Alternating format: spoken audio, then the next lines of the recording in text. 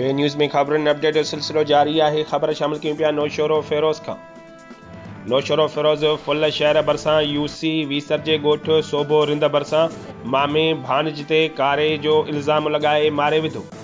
नौजवान गैर शादीशुदा हुज़ूरां लिगारीअ खे फाहो ॾेई मारियो वियो, जंहिंजो लाश पोस्टमार्टम लाइ सिविल अस्पताल नोशहरोफिरोज आंदो वियो, जिते मक़तूल हुज़ूरां जी भेण हुरमत लिगारी ॿुधायो त मुंहिंजी भेण हुज़ूरां खे मामे शेर लिगारीअ मारियो आहे।